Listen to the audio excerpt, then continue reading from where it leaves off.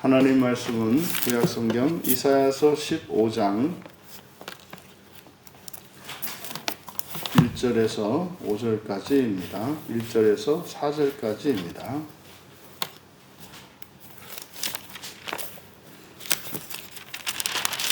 우리 같이 목소리로 함께 1절에서 4절까지를 읽겠습니다. 모압에 관한 경고라.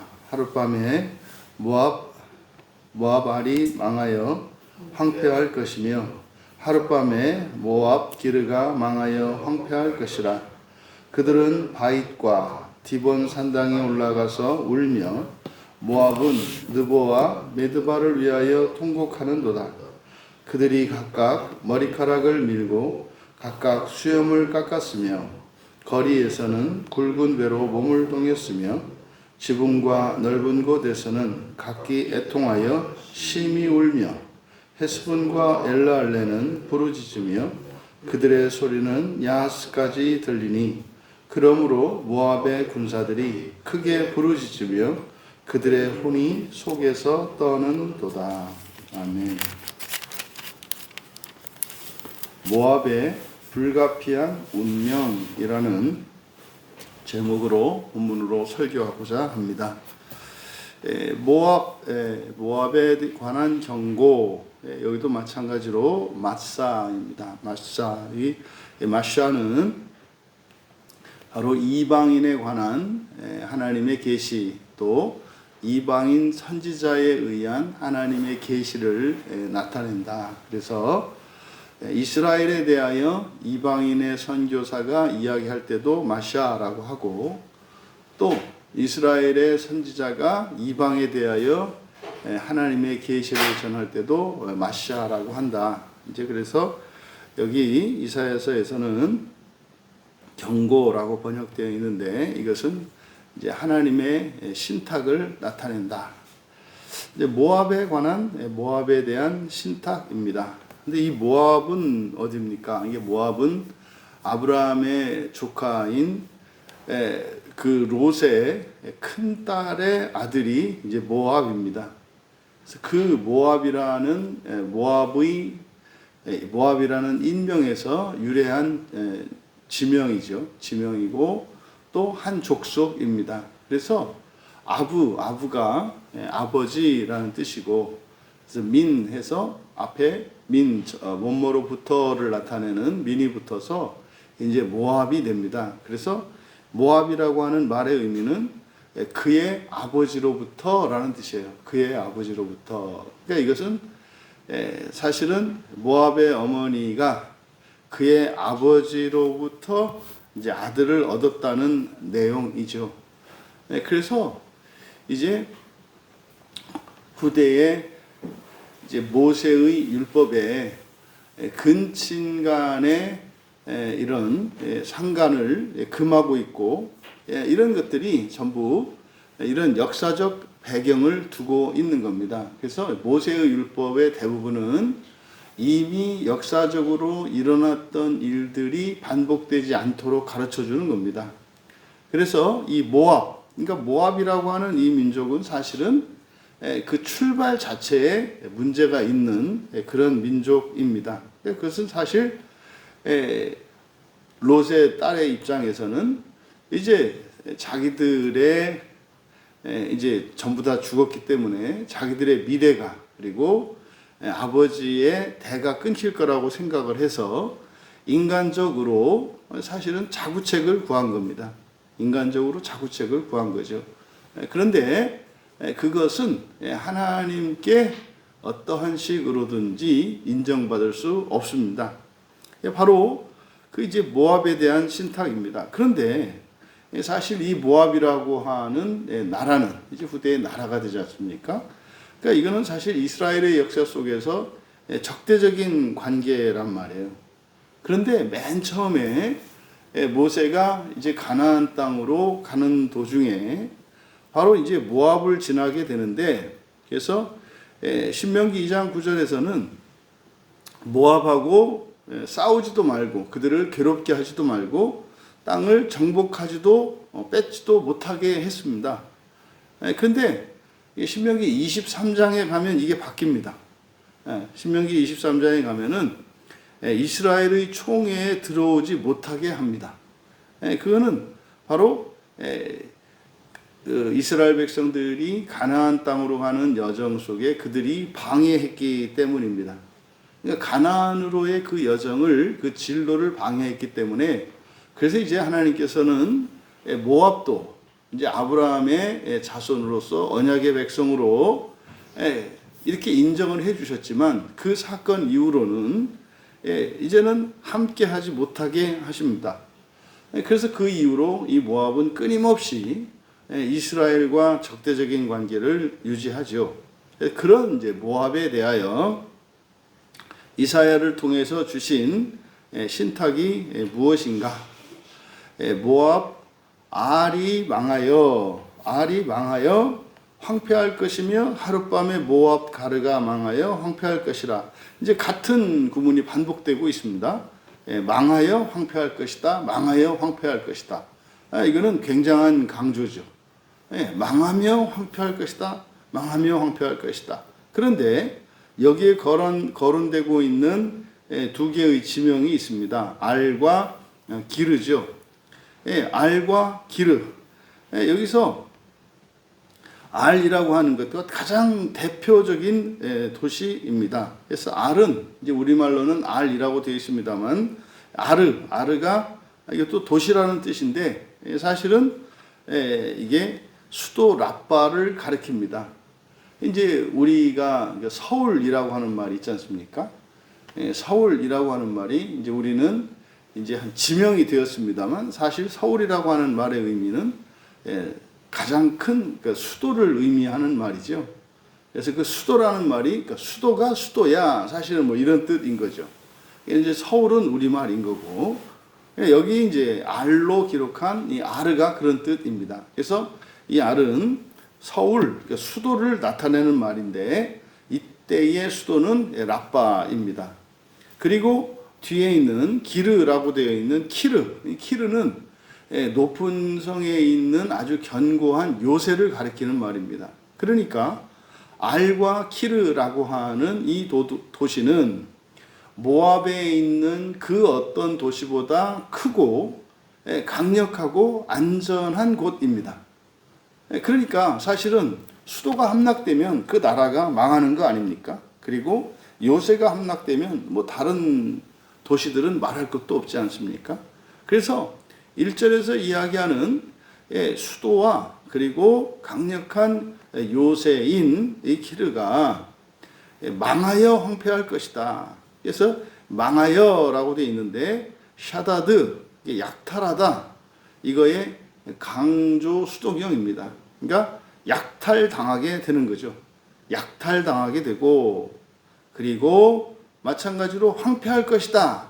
황폐할 것이다. 다마인데, 그치다, 끝나다, 이거의 수동형입니다. 그러니까 끝나게 될 것이다.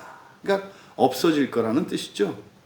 그러니까 대표적인 두 도시 아르와 키르를 들어서 모압의 멸망이 확실하다라고 하는 것을 반복을 통해서, 약탈당하니 멸망당했다, 이런 반복을 통해서 나타내고 있고, 그리고 전체적으로 동사의 시제를 완료 시제로 씁니다. 그러니까 이건 지금 예언이란 말이에요.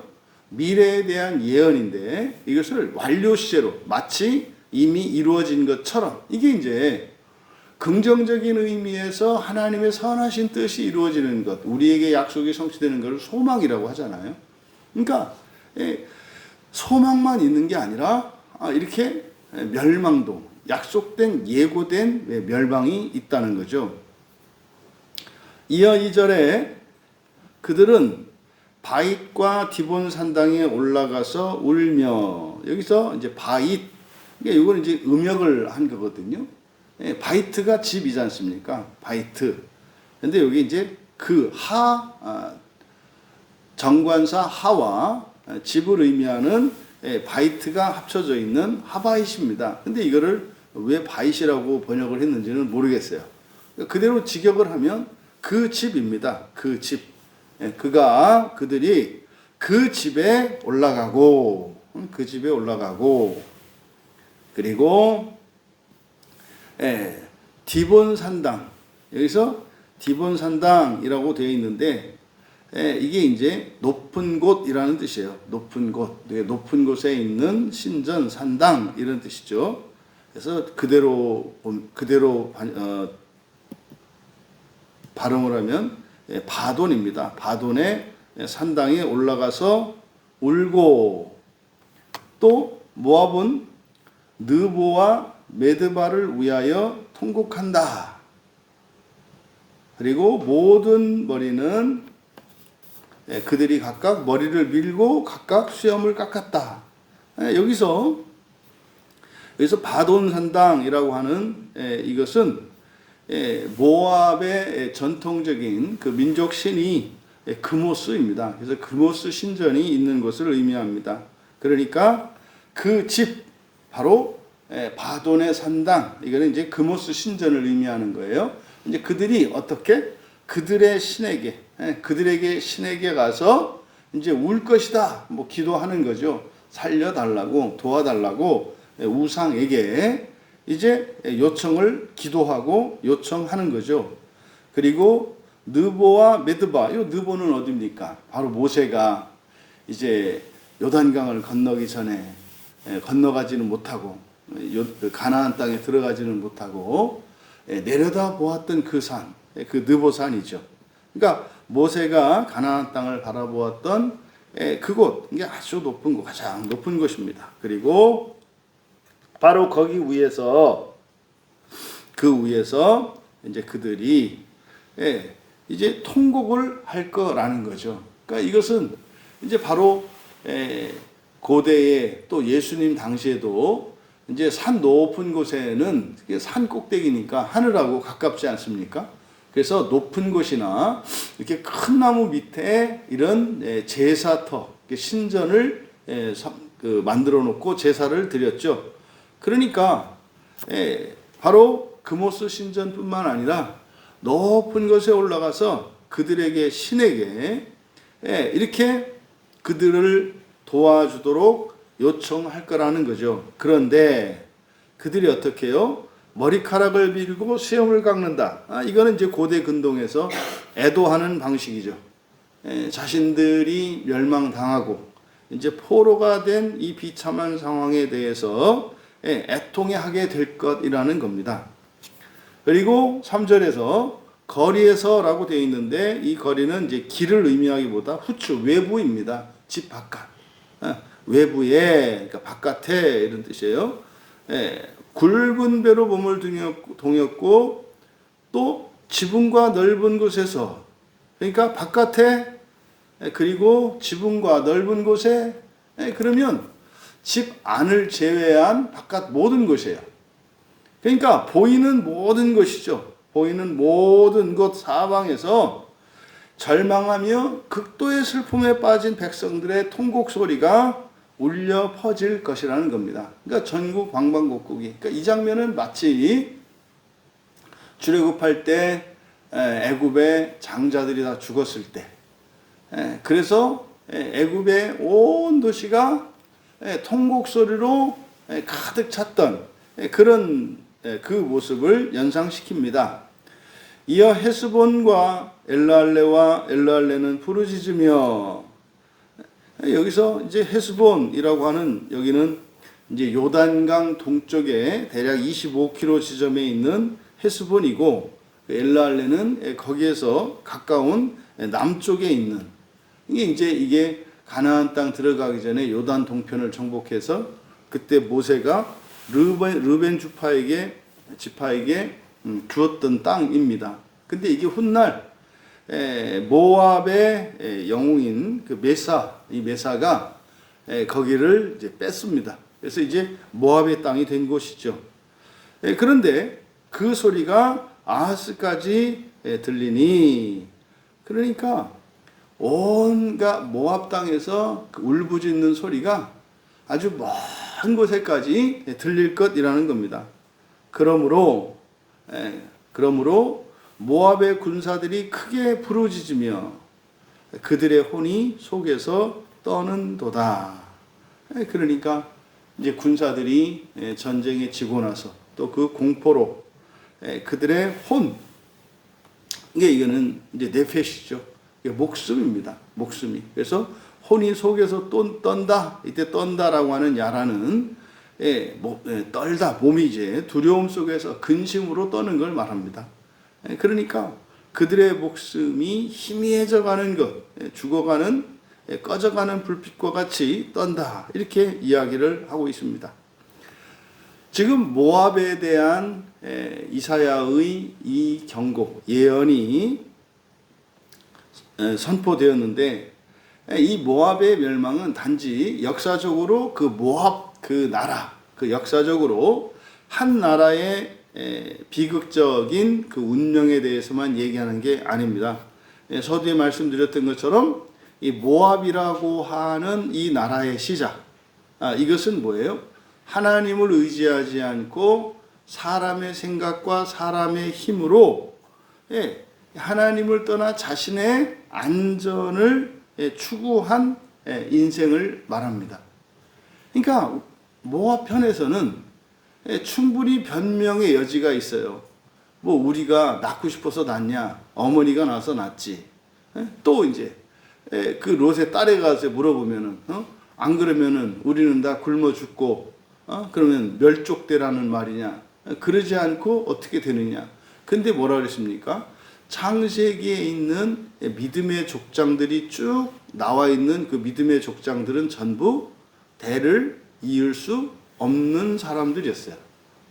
대를 이을 수 없는 사람들이었어요. 그러니까 사실은 임신할 수 없는 여인들에게서 생명을 갖게 하셔서 하나님께서 그 아브라함의 자손들을 그렇게 퍼뜨리셨거든요. 그러니까 우리들이 일상을 살아갈 때 얼마든지 핑계를 댈 수가 있어요. 이러지 않고 어떻게 하라는 말이냐. 여러분, 그것이 사실은 우리가 하나님의 전능하심을 믿지 못한다는 자기의 불신앙에 대한 고백이고 거기에서 오는 생각이죠. 그러니까 왜 그렇습니까? 사실상 멸족될 것이라는 그 두려움, 그 두려움에서 그 근본 감정이 그럼 보십시오. 불가능한 상황이에요. 그때 우리는 두 가지란 말이에요. 불가능한 상황이니까 하나님께 도움을 요청해야 되겠네. 이때가 있고 불가능하니까 이거는 수단 방법 가리지 말고 어떻게 해서든지 이걸 돌파해야 돼. 그래서 인간적인 방법을 추구할 수 있고 또 하나는 하나님을 의지하죠. 이거는 양자택일의 상황이죠. 안 그러면 죽어야 되니까.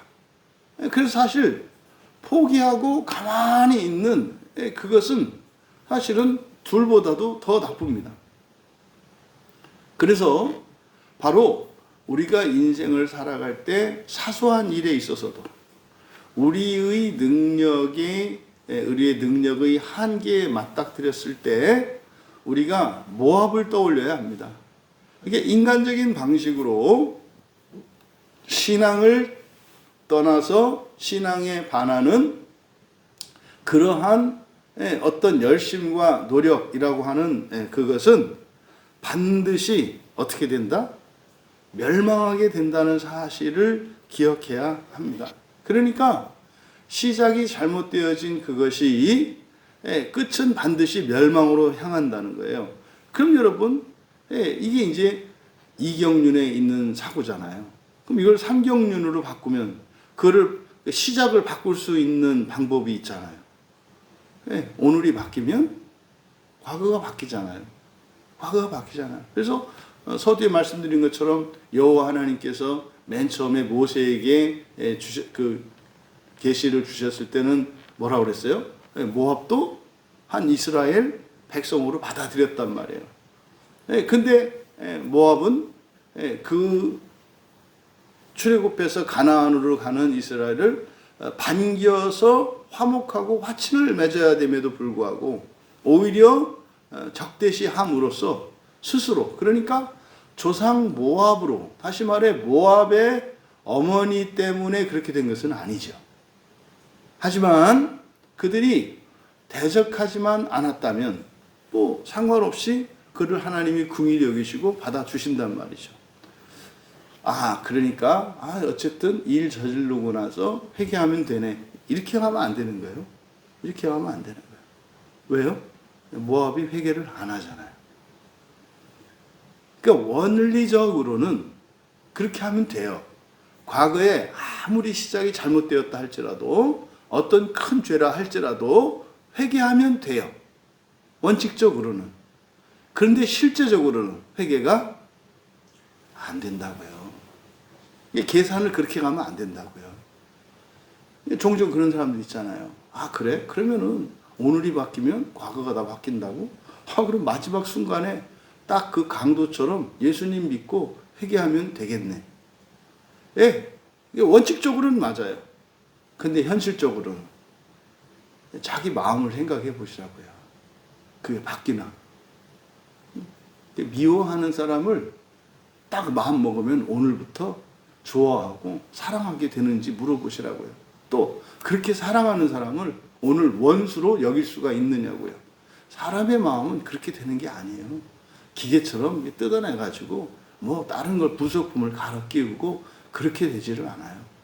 그래서 원리적으로는 회개하고 모든 것을 바꾸고 수 있는 것은 맞지만 시작을 첫 단추를 어떻게 된다?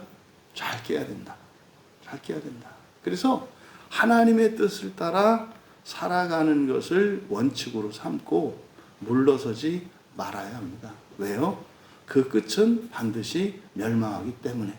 하지만 포기할 것은 아니다. 그렇죠? 포기할 것은 아니다. 정말로 현재에 보았을 때 과거에 그런 것이 있다면 회개하고 돌이키면 하나님께서 용서하시고 반드시 회복시켜 주시고 구원하신다는 사실을 우리가 기억해야 한다. 그러니까요, 오늘 현재로 기준으로 해서 그 어느 민족이든 어느 가문이든 누군가가 예수님을 믿고 회개하고 돌이켰다면 그 가문과 그 민족은 하나님께로 돌아올 수 있게 되는 거죠. 그래서 모든 민족의 부활, 모든 민족의 종말론적인 구원은 현재적으로 다 이루어질 수 있고, 반대로 모든 민족이 첫째 부활에 임할 수도 있는 거죠. 모든 민족이 첫째 부활에 임할 수도 있어요. 그것이 교회가 이 세상에 존재하는 이유고 그리스도인들이 살아가는 이유인 것을 기억하시기 바랍니다. 회개가 아니고서는 그 어떤 견고한 요새도 그리고 찬란한 도시도 아무리 뛰어난 인간의 힘과 그 어떤 능력, 그 지혜도 한순간에 하룻밤 사이에 멸망당할 수밖에 없다는 사실을 기억하시고 오직 하나님께 소망을 두시고 우리의 아버지 되어주신 하나님께 감사함으로 모든 경우에 모든 일에 심지어 한계 상황에서라도 하나님의 손을 잡고 모든 상황을 이기고 극복하고 뛰어넘으시며 그래서 인생의 많은 환난과 역경 시련들이 하나님을 더욱 사랑하게 되고 하나님의 능력을 알므로 우리의 아버지를 더욱 자랑할 수 있게 되는 은혜의 인생을 살아가시기를 주님의 이름으로 축원합니다. 존귀하신 하나님, 모압의 이 불가피한 운명은 잘못된 시작에서 비롯되었지만 또한 그들이 회개하고 돌이키지 못했기 때문에 또한 그들의 선택으로 말미암은 것임을 다시 한번 깨닫게 됩니다. 하나님, 오늘을 살아가는 저희들로서는 지난날의 모든 것을 회개하고 하나님의 용서와 은혜를 누리게 하여 주시고 또한 앞으로 살아갈 우리로서는 하나님을 의지하지 않은 인간적이고 세속적인 방법을 또 그 길을 추구하지 않게 하여 주셔서 앞으로 살아갈 저희들의 인생에 걱정과 염려가 없게 하옵소서. 감사하며 예수님의 이름으로 기도하옵나이다.